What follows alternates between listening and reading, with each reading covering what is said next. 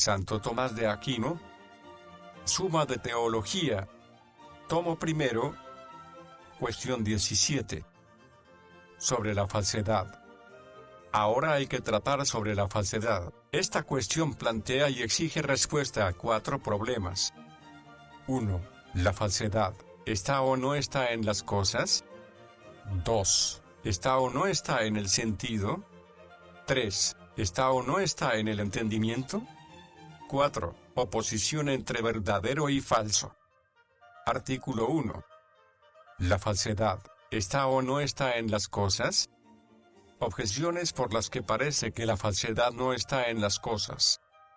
Agustín, en el libro Soliloquy, dice, si lo verdadero es lo que es, habrá que concluir, aun cuando todos se opusieran, que lo falso no está en ninguna parte. Más aún, falso viene de falsear, pero las cosas no falsean, como dice Agustín en el libro de Vera Religión, porque no muestran más que su especie. Luego lo falso no se encuentra en las cosas. Todavía más, se dice que lo verdadero está en las cosas por relación con el entendimiento divino, como ya se indicó, pero cualquier cosa por existir ya imita a Dios. Luego cualquier cosa es verdadera, sin falsedad. Por lo tanto, ninguna cosa es falsa. En cambio está lo que dice Agustín en el libro de Vera Religión. Todo cuerpo es verdadero cuerpo y es falsa unidad, porque imita a la unidad y no es unidad, pero cualquier cosa imita la bondad divina, y no la iguala. Luego la falsedad está en todas las cosas. Solución. Hay que decir, como lo verdadero y lo falso se oponen,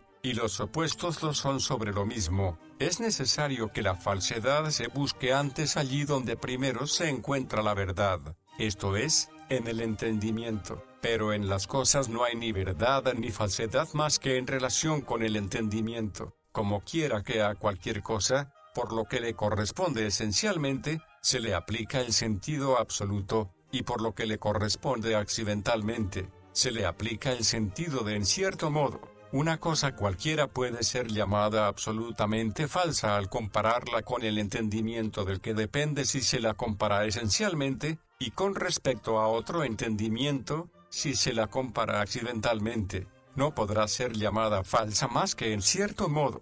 Las cosas naturales dependen del entendimiento divino como del entendimiento humano dependen las artificiales. Así, pues, son llamadas cosas artificiales falsas absoluta y esencialmente en cuanto que les falta el contenido del arte. Por eso se dice que un artista hace una obra falsa cuando no la realiza según los patrones del arte. Así, en las cosas dependientes de Dios no se puede encontrar la falsedad por su comparación con el entendimiento divino, ya que lo que hay en las cosas procede del dictamen del entendimiento divino, a no ser, quizás, que se encuentre solo en los agentes con voluntad, en los cuales está la capacidad de no seguir lo ordenado por el entendimiento divino, pues en esto consiste el mal de culpa, de ahí que en las Escrituras esos pecados sean llamados falsedad y mentira, tal como se dice en el Salmos 4:3, porque amáis la vanidad, porque buscáis el engaño,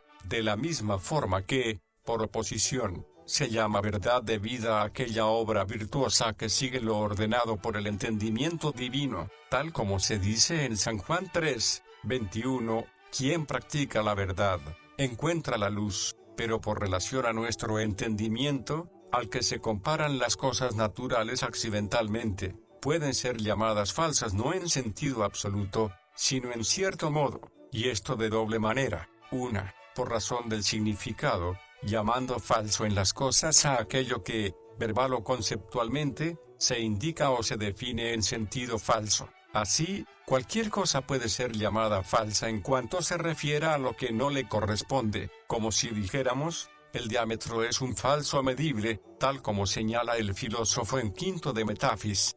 O el actor es un falso Héctor, tal como señala Agustín en el libro Soliloquy, y, por el contrario, cualquier cosa puede ser llamada verdadera por lo que le corresponde, otra, por razón de la causa. Así, se dice que es falsa una cosa que está hecha de tal forma que de ella se tiene una falsa opinión, y porque llevamos innato el juzgar por apariencias, puesto que el origen de nuestro conocimiento está en los sentidos, los cuales lo primero e inmediato que captan es lo externo. Llamamos falsas a las cosas que por sus apariencias tienen cierta semejanza con otras, por las que aquellas son llamadas falsas. Ejemplo, la hiel es falsa miel, el estaño es falsa plata. Según esto, en el libro Soliloquy, Agustín dice, llamamos falsas a aquellas cosas que concebimos como similares, y el filósofo, en el quinto de Metafis, dice, son llamadas falsas aquellas cosas que están hechas para parecer lo que no son o como no son. Por lo mismo, se llama falso al hombre con inclinación a pensar y decir falsedades. Pero no ocurre así cuando el hombre puede caer en errores, porque, de lo contrario, también los sabios y los eruditos serían llamados falsos, como se dice en quinto de Metafis. Respuesta a las objeciones.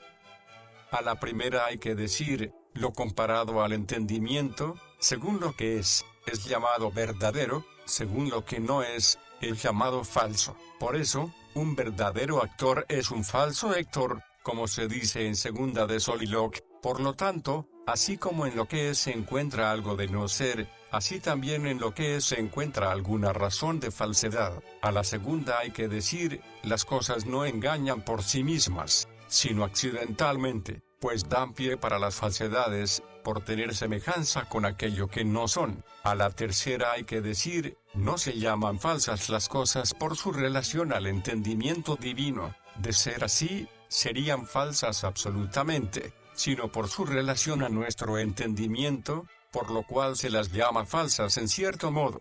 A la cuarta hay que decir, la imagen o semejanza defectuosa no reviste carácter de falsedad a no ser en cuanto que da pie para una falsa opinión. Por lo tanto, no se dice que sea falso aquello donde se encuentra la semejanza, sino allí donde hay una semejanza tal que induce a que haya una falsa opinión no en algunos, sino en muchos. Artículo 2.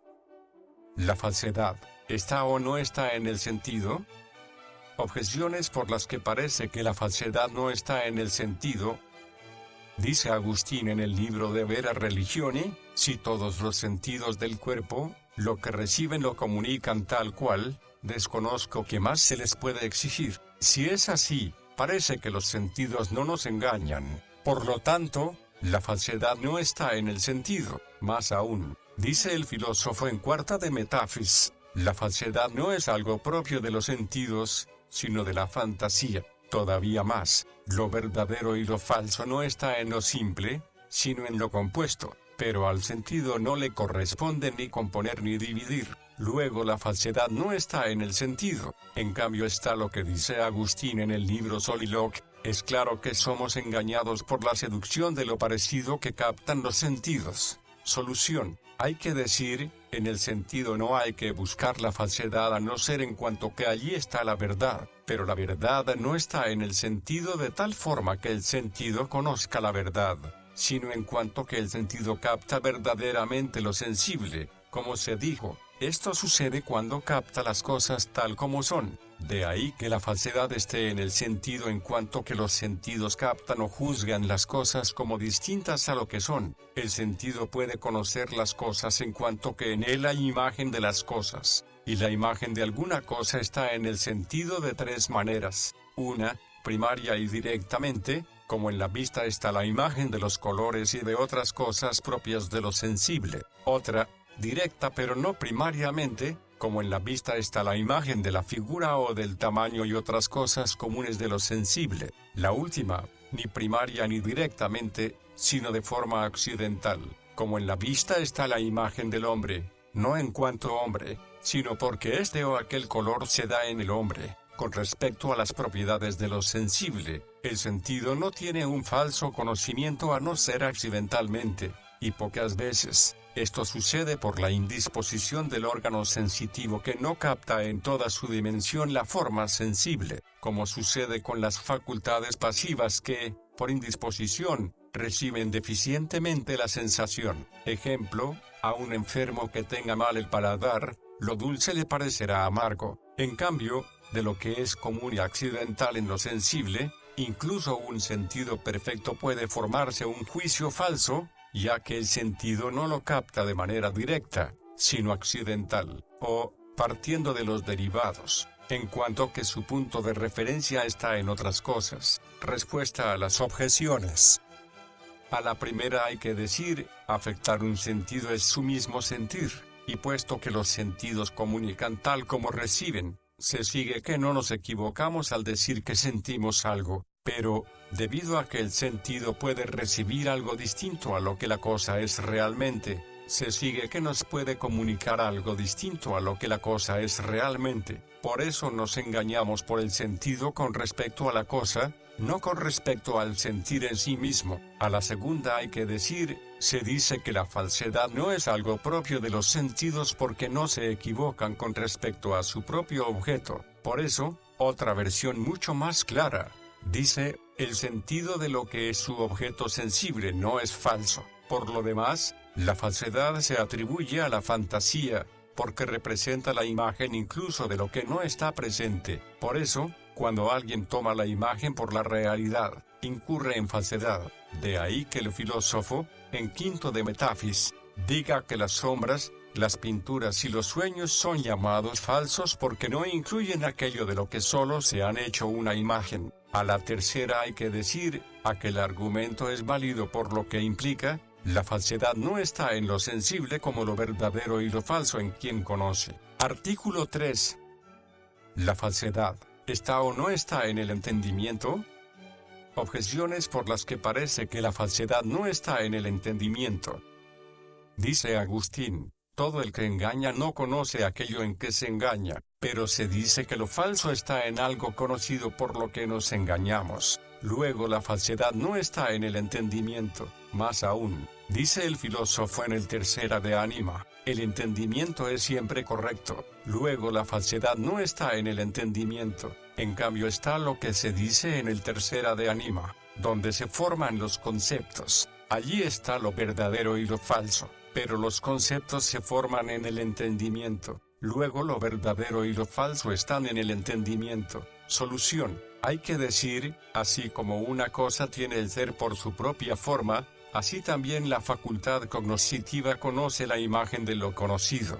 Por eso, así como a una cosa natural no le falta el ser que le corresponde por su forma, si bien le pueden faltar accidentes o derivados, o así como a un hombre le pueden faltar los dos pies, pero no el ser hombre, así también la facultad cognoscitiva conociendo no puede fallar con respecto a alguna cosa cuya imagen la informa, pero sí puede fallar con respecto a algún derivado o accidente de aquella misma cosa. Como ya se dijo, la vista no falla con respecto a lo que es su objeto propio sensible, aunque sí con respecto a sus derivados y accidentes. Además, así como lo sensible está informado directamente por la imagen de su propio objeto, así también el entendimiento está informado por la imagen de la esencia del objeto. Por eso, con respecto a lo que algo es, el entendimiento no falla, como tampoco lo hace el sentido con respecto a su objeto propio, pero puede fallar al componer y dividir, ya que, mientras conoce la esencia de su objeto, puede atribuirle algo que no le corresponde o algo que se le opone. Pues, para juzgar, el entendimiento se encuentra como el sentido a la hora de juzgar lo sensible como uno accidental. Sin embargo, hay que establecer la misma diferencia que se expuso al hablar de la verdad, que la falsedad puede estar en el entendimiento, no solo porque el entendimiento tenga un conocimiento falso, sino porque el entendimiento la conoce como conoce la verdad. Por otra parte, como ya se dijo, la falsedad no está en el sentido como algo conocido, porque la falsedad del entendimiento se da directamente solo con respecto a la composición del entendimiento. Accidentalmente puede estar también en la operación por la que el entendimiento conoce lo que algo es, en cuanto que allí se mezcla con la composición que hace el entendimiento. Y esto puede suceder de dos maneras. Una, porque el entendimiento atribuye a una cosa la definición de otra. Ejemplo, aplicar al hombre la definición de círculo. Así, la definición de una cosa es falsa en otra. Otra, porque se mezclan partes de definición que no pueden ir juntas a un tiempo. Así, la definición no es falsa solo con respecto a algo, sino que lo es en sí misma. Ejemplo, si se construye la definición de animal racional cuadrúpedo, el entendimiento que lo haga es falso, pues falsa es la construcción. Algún animal racional es cuadrúpedo. Por eso, conociendo las esencias simples, un entendimiento no puede ser falso, sino que o es verdadero o no entiende absolutamente nada. Respuesta a las objeciones. A la primera hay que decir, el objeto propio del entendimiento es la esencia de una cosa. Propiamente, decimos que entendemos algo cuando, al haberlo reducido a lo que es, lo juzgamos. Así sucede con las demostraciones en las que no hay falsedad. Y así hay que entender lo que dice Agustín. 18. Todo el que se engaña no conoce aquello en que se engaña, pero no hay que entenderlo como si no nos engañáramos en ninguna operación del entendimiento. A la segunda hay que decir, el entendimiento es siempre correcto con respecto a los principios, y con respecto a ellos no falla, lo mismo que tampoco lo hace con respecto a lo que algo es, pues principios directamente evidentes son aquellos que se entienden una vez entendidos sus términos, pues el predicado entra en la definición de sujeto. Artículo 4. ¿Lo verdadero y lo falso son o no son contrarios? Objeciones por las que parece que lo verdadero y lo falso no son contrarios.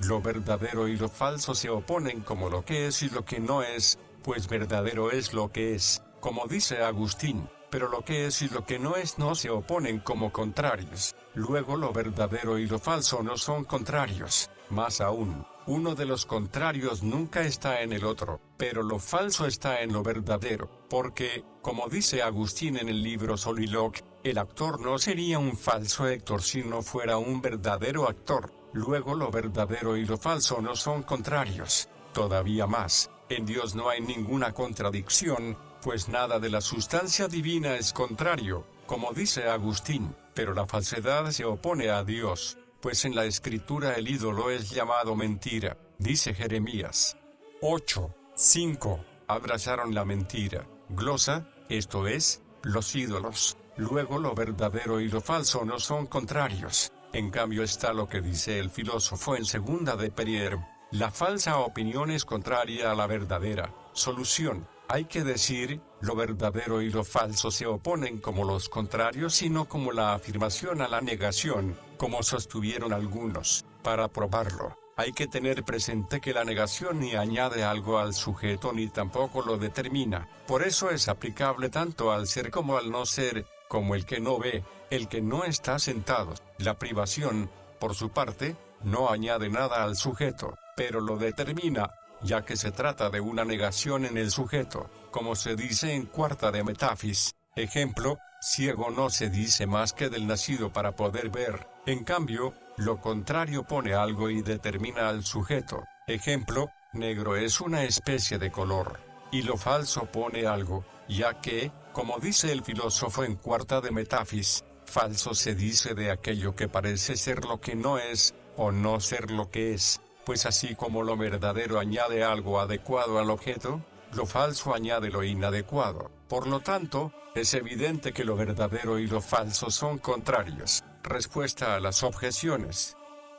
A la primera hay que decir, en las cosas, lo que en ellas es su verdad, pero lo que es aprehendido, es lo verdadero del entendimiento, en el que, como lo primero, está la verdad. Por eso, lo aprehendido como lo que no es lo falso. Aprehender el ser y el no ser implica contradicción, como prueba el filósofo en Segunda de Perier, según el cual, el contenido de la expresión lo bueno es contraria al de lo bueno no es bueno. A la segunda hay que decir, lo falso no se fundamenta en lo verdadero como algo que le es contrario, como tampoco lo malo se fundamenta en lo bueno como algo que le es contrario, sino que se fundamenta en lo que lo soporta. Y esto es así porque tanto lo verdadero como el bien son generales y se identifican con el ser. Por eso, así como toda privación se fundamenta en el sujeto que es el no ser, así también todo mal se fundamenta en algún bien, y todo lo falso en algo verdadero. A la tercera hay que decir, porque los contrarios y los opuestos están hechos como realidades privativas acerca de lo mismo.